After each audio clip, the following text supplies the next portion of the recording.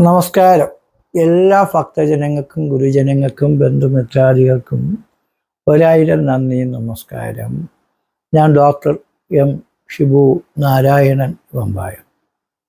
തിരുവനന്തപുരത്തെ അതിപ്രസിദ്ധമായ ലോകത്തിലെ തന്നെ ഇപ്പോൾ എല്ലാവരും ഈ യൂട്യൂബ് ചാനൽ വഴി കണ്ടറിഞ്ഞ് മനസ്സിലാക്കിയിട്ടുള്ളത് ഭക്തിയോടുകൂടി പ്രാർത്ഥിച്ച് പുണ്യം നേടുന്നതുമായ കാലഭൈരവ സ്വാമി ക്ഷേത്രത്തിലെ ഈ വർഷത്തെ ഉത്സവം ഈ 2026 മെയ് മാസം 28, 29 വ്യാഴാഴ്ചയും വെള്ളിയാഴ്ചയും നടത്തുന്നു.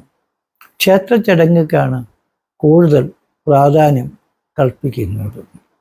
രാവിലെ ഗണപതി ഹോമം, 10 മണിക്ക് മൃത്യുഞ്ജയ ഹോമം, അതേപോലെ ശക്തിശുദ്ധി ക്രിയാദികൾ, മഹാസുദർശന ഹോമം, പിതൃശുദ്ധി ക്രിയാദികൾ, ആവാഹന ഉച്ചാടന ക്രിയാദികൾ സമസ്ത ജനങ്ങൾക്കും സമസ്ത ഭക്തന്മാർക്കും നല്ലത് വരുത്തുന്നതിന് വേണ്ടിയുള്ള പൂജാ വിധാനങ്ങൾ കലശാദികളൊക്കെ 1-ാം ദിവസം നടത്തും. 2-ാം ദിവസം താന്ത്രികപരമായിട്ടുള്ള പൂജകളാണ്. നമ്മൾ അമ്പലത്തിലെ പ്രസിദ്ധനായ തന്ത്രി അടൂര് പന്നിവീഴ ഭണ്ഡാരത്തിൽ ശ്രീ നാരായണൻ ഭണ്ഡാരത്തിൽ ആണ് നമ്മുടെ തന്ത്രി. അദ്ദേഹത്തിൻ്റെ കാർമ്മികത്വത്തിലും ഈ വെള്ളിയാഴ്ച ഇടവത്തിലെ ചോതി നക്ഷത്ര ദിവസമാണ് ദേവൻ്റെ പ്രതിഷ്ഠ വാർഷിക പൂജകൾ എല്ലാ വർഷവും നടത്തി വരുന്നത്. വലിയ കലശങ്ങളും എല്ലാ ദേവന്മാർക്കും കലശങ്ങളും വിശേഷ പൂജകളും വാർഷിക താന്ത്രിക പൂജകളും നടത്തുന്നുണ്ട്. പിന്നെ അന്നദാനം മുതലായ കാര്യാദികൾ ക്ഷേത്ര ചടങ്ങുകളൊക്കെ വിപുലമായ രീതിയിൽ നടത്തുന്നുണ്ട്. ഈ പൂജകളിൽ എല്ലാവരും പങ്കെടുക്കണമെന്ന് സ്വാഗതം ചെയ്യുന്നു.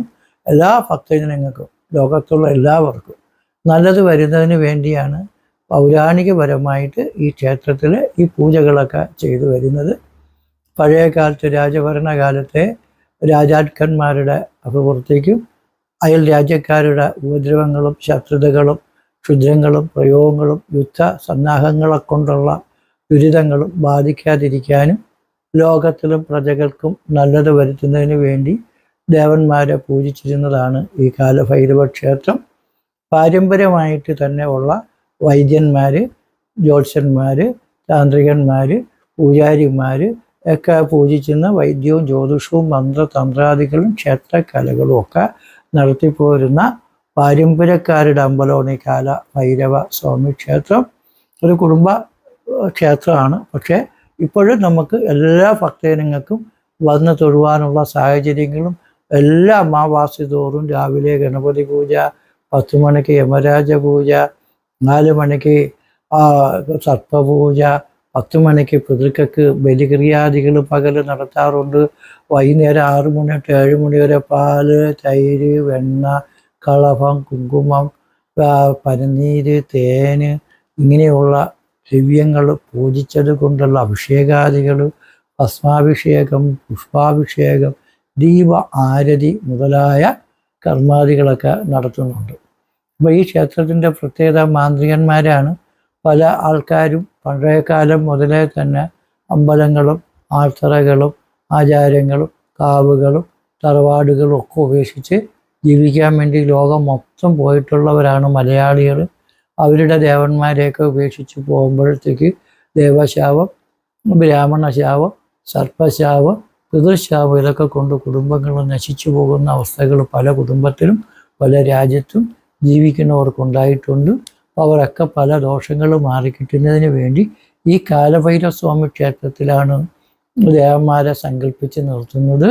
അപ്പോൾ അവിടെ സങ്കല്പിച്ച് പൂജ ചെയ്ത് സങ്കല്പിച്ച് നിർത്തി പോരുമ്പോൾ അമ്പലം നശിച്ചതിൻ്റെയോ കാവ് നശിച്ചതിൻ്റെയോ തറവാട് നശിച്ചതിൻ്റെയൊക്കെ ദുരിതങ്ങൾക്ക് പരിഹാരം കിട്ടും. അതേപോലെ ക്ഷേത്രങ്ങളുടെ ദൈവങ്ങളുടെ എണ്ണത്തിലും പ്രതിഷ്ഠയിലും പൂജയിലും വളരെ പ്രധാനമായിട്ടുള്ള കർമാദികളാണ് നടത്തിപ്പോരുന്നത്. അങ്ങനെ ഈ ക്ഷേത്രത്തിൽ വരുന്നതും തൊഴുന്നതും നിങ്ങളുടെ 7 തലമുറയോളമുള്ള ദോഷങ്ങൾക്ക് ദുരിതങ്ങൾക്ക് പരിഹാരമാണ്. ദേവന്മാരുടെ അനുഗ്രഹം ഉള്ളവർക്കാണ് ഏറ്റവും ഉന്നതമായ വിദ്യയും ഉദ്യോഗവും അധികാരവും അഭിവൃദ്ധിയൊക്കെ കിട്ടുന്നത്. ദൈവങ്ങളുടെ അനുഗ്രഹം ഇല്ലാത്തവർക്ക് ഒരു കാലത്തും ഏത് മേഖലയിൽ പ്രവർത്തിക്കുന്ന ആൾക്കാരായിരുന്നാലും വിജയമോ നേട്ടമോ ഭാഗ്യമോ കിട്ടൂല. ഒരു ആശുപത്രിയിൽ പോയാലും ഡോക്ടർമാരെന്ത് പറയും? ഈശ്വരാനുഗ്രഹം കൊണ്ട് രക്ഷപ്പെടാൻ പറ്റും, ഞങ്ങൾ ചെയ്യാനുള്ളതെല്ലാം ചെയ്തിട്ടുണ്ടെന്ന് പറയും. ബാക്കിയൊക്കെ ഇനി ഈശ്വരൻ്റെ കയ്യിലെന്ന് പറയും. അതേപോലെ നമ്മളൊരു പൂജ ചെയ്താലും ഈശ്വരാനുഗ്രഹം ഉള്ളവർക്ക് വളരെ ഗുണങ്ങൾ കിട്ടും, ഈശ്വരാനുഗ്രഹം ഇല്ലാത്തവർക്ക് ചെറിയ ഗുണങ്ങളെ കിട്ടും. നിങ്ങൾ ഏതെങ്കിലും കേസിൽ കുരുങ്ങിപ്പോയ ഒരു കോടതിയിൽ പോയാൽ പോലും ഈശ്വരൻ്റെ അനുഗ്രഹം ഉണ്ടെങ്കിൽ കേസ് വെറുതെ വിടും. നമുക്ക് നല്ല സ്ഥാനം, മാനം, അധികാരം, അംഗീകാരം, നല്ല പൊസിഷൻ, നല്ല സാലറി, നല്ല പ്രൊമോഷൻ, നല്ല സ്ഥാനമാനങ്ങൾ, അതേപോലെ എല്ലാത്തിലും നമുക്ക് ഉയർന്ന് വളർന്ന് നല്ല രീതിയിലാകാൻ പറ്റും. നിങ്ങളൊരു സീറോ ആണെങ്കിൽ ഹീറോ ആവും, ഹീറോ ആണെങ്കിൽ സ്റ്റാർ ആവും, സ്റ്റാർ ആണെങ്കിൽ സൂപ്പർ സ്റ്റാർ ആവും. അങ്ങനെ എല്ലാ തരത്തിലും നമുക്ക് നല്ലത് വരും. അപ്പോൾ ഈ ക്ഷേത്രത്തിൻ്റെ പ്രത്യേകത എന്ന് പറയുന്നത് രാജാക്കന്മാരുടെ, പ്രജകളുടെ, രാജ്യത്തിൻ്റെ ജനങ്ങളുടെ ഐശ്വര്യത്തിന് വേണ്ടി പൂജ ചെയ്ത് നന്മ വരുത്തുന്നതിന് വേണ്ടി പ്രത്യേകം ഏൽപ്പിച്ചിരിക്കുന്ന പാരമ്പര്യക്കാരുടെ കുടുംബമാണ്. സ്വസ്തി പ്രജാഭ്യ പരിപാലയന്ത ന്യായേണ മാർഗേണ മഹീമഹീശ കോ ബ്രാഹ്മണഭ്യാഃ സുഖമസ്തു നിത്യം ലോകസമസ്താ സുഖിനോ ഭവന്തു. സ്വസ്തി പ്രജാഭ്യ പരിപാലയന്ത. അപ്പം നമ്മളെ പരിപാലിക്കുന്ന, നോക്കുന്ന, സംരക്ഷിക്കുന്ന ലോക രാജാക്കന്മാർക്ക്, അല്ലെങ്കിൽ ലോകത്തുള്ള എല്ലാ രാജ്യത്തെയും അധികാരികൾ, പ്രധാനമന്ത്രി, മറ്റു മന്ത്രിമാർ, ഭരിക്കുന്ന അധികാരികൾ, ഉദ്യോഗസ്ഥന്മാർ, അവർക്കും ന്യായേണ മാർഗേണ മഹീശാ, ന്യായമായ രീതിയിലും നല്ല ഉത്തമമായ മാർഗങ്ങളിലും ജനങ്ങളെയും സമൂഹത്തെയും ചരാചരങ്ങളെയും നിലനിർത്തി സമൂഹത്തിന് നല്ലത് ചെയ്യുന്ന മഹീശന്മാർക്കും ഗോ ബ്രാഹ്മണഭ്യാഃ, ഗോക്കൾ, പശുക്കൾക്കും മൃഗങ്ങൾക്കും സാന, കുതിര, പക്ഷി, മൃഗാദികൾക്കും ജന്തുക്കൾക്കും നല്ലത് വരുത്തുന്നതിന് പ്രവർത്തിക്കുന്നവർക്കും നല്ലത്, ഈ വക മൃഗപക്ഷിയാദിക്ക് നല്ലത് വരുത്തുന്നതിനും ബ്രാഹ്മണരെന്ന് പറയുമ്പോൾ ബ്രഹ്മത്തെ അറിയുന്നത് ബ്രാഹ്മണൻ. ബ്രഹ്മജ്ഞാനീതു ബ്രാഹ്മണഃ എന്നാണ്. ബ്രഹ്മത്തെ അറിയുന്ന ആൾക്കാർ, ജ്ഞാനികൾ. ഇപ്പോൾ നമ്മുടെ വേദപണ്ഡിതന്മാർ, ജ്യോതിഷന്മാർ, താന്ത്രികന്മാർ, മാന്ത്രികന്മാർ, പൂജാവിധാനം ചെയ്യുന്നത്, ആശ്രമധർമ്മങ്ങൾ നടത്തുന്ന സ്വാമിമാർ, സ്വാമിജിമാർ, അവർ പള്ളിയിലെ ഉസ്താദക്കന്മാർ, അതേപോലെ പള്ളിയിലത്തെ അച്ഛൻ, ഫാദർ, മദർ, സിസ്റ്റർ, അങ്ങനെയുള്ള ആൾക്കാർ, ദൈവങ്ങൾ, അവർക്കെല്ലാം നല്ലത് വരുത്തുന്നതിന് വേണ്ടിയും ഗോ ബ്രാഹ്മണഭ്യാഃ സുഖമസ്തു നിത്യം, ഗോക്കൾക്കും ബ്രാഹ്മണന്മാർക്കും സമൂഹത്തിന്, സമുദായത്തിന് എല്ലാം നല്ല കാര്യം ചെയ്യുന്ന പണ്ഡിതന്മാർക്ക് നല്ലത് വരുത്തുന്നതിന് വേണ്ടിയും ലോകസമസ്ത സുഖിനോ ഭവന്തു, ഈ ലോകത്തുള്ള എല്ലാ രാജ്യക്കാർക്കും നല്ലത് വരുത്തുന്നതിന് വേണ്ടിയാണ് നമ്മൾ ഈ പൂജകൾ ചെയ്യുന്നത്. എന്തിനു വേണ്ടി അമ്പലം, എന്തിനു വേണ്ടി ദൈവങ്ങളെന്ന് പലവരും ചോദിക്കുന്നു. ദൈവത്തെ കണ്ടിട്ടുള്ളവരുണ്ടാന്ന് പലവരും ചോദിക്കുന്നത്. ഈശ്വരനെ കണ്ടിട്ടുള്ളവരും കറണ്ടിനെ കണ്ടിട്ടുള്ളവരും ഈ ലോകത്താരുമില്ല. കറണ്ട് വേണമെങ്കിൽ വെള്ളം വേണം, കാറ്റ് വേണം, തിരമാല വേണം, അഗ്നിയിൽ നിന്ന് താപവൈദ്യുത നിലയത്തിൽ നിന്ന് എടുക്കുന്നുണ്ട്, സോളാറിൽ നിന്ന് കറണ്ട് എടുക്കുന്നുണ്ട്. പല പല ഊർജങ്ങൾ പ്രകൃതിയിൽ നിന്ന് കിട്ടുന്നത് വെച്ചാണ് നമ്മൾ ഈ കറണ്ടൊക്കെ ഉണ്ടാക്കുന്നത്. അപ്പോൾ ഈ കറണ്ടിൽ നിന്നാണ് നമുക്ക് എല്ലാ കാര്യങ്ങളും, മെഷീനറി, ഫാക്ടറി, വാഹനങ്ങളൊക്കെ ഓടുന്നത്, എല്ലാം പ്രവർത്തിക്കുന്നത് കറണ്ടിൽ നിന്നാണ്. തീ നിന്ന് കറണ്ട് ഉണ്ടാക്കുന്നുണ്ട്, കൽക്കരി ഉപയോഗിച്ചൊക്കെ കറണ്ട് ഉണ്ടാക്കുന്നുണ്ട് തീയിൽ നിന്ന്. അപ്പോൾ ഇങ്ങനെ ഇതൊക്കെ പ്രകൃതി ഊർജ്ജമുണ്ട്, ഇതൊക്കെ ഈശ്വരൻ്റെ സംഭാവനകളാണ്. പ്രകൃതിയിൽ നിന്ന് കിട്ടുന്ന ഊർജങ്ങളും ധാന്യങ്ങളും ഒക്കെയാണ് നമ്മൾ ഉപയോഗിച്ച് രക്ഷപ്പെട്ട് ഏത് ചരാചരങ്ങളും ജീവിക്കുന്നത്. അങ്ങനെ എല്ലാ ചരാചരങ്ങൾക്കും നല്ലത് വരുത്തുന്നതിന് വേണ്ടിയും ആണ് ഈ പൂജകൾ ചെയ്യുന്നത്. തിരുവിതാംകൂർ രാജവംശത്തിൻ്റെ പൂർവികമായിട്ടുള്ള 2000 വർഷത്തിലധികം പഴക്കമുള്ള താന്ത്രികന്മാർ, ജ്യോതിഷന്മാർ, മാന്ത്രികന്മാർ, പൂജാരിമാർ, ക്ഷേത്രകലകൾ ആചരിക്കുന്നവർ, വൈദ്യം പഠിക്കുന്നവർ, വൈദ്യശാസ്ത്രമായിട്ട് ബന്ധപ്പെട്ടവർ, വിവിധ ശാസ്ത്രങ്ങളും ജ്യോതിശാസ്ത്രം മുതലായ കാര്യങ്ങളെ കണ്ടെത്തി പഞ്ചാംഗണിച്ച് തിരുവോണവും, അതേപോലെ അഷ്ടമിരോഹിണിയും, പെരുന്നാളും, മറ്റു ഈ പറയുന്ന ശ്രീരാമനവമിയും, ശിവരാത്രിയും, ദീപാവലിയും എല്ലാം കണ്ടുപിടിക്കുമെങ്കിൽ നമ്മളെ പഞ്ചാംഗം ഗണിക്കണം.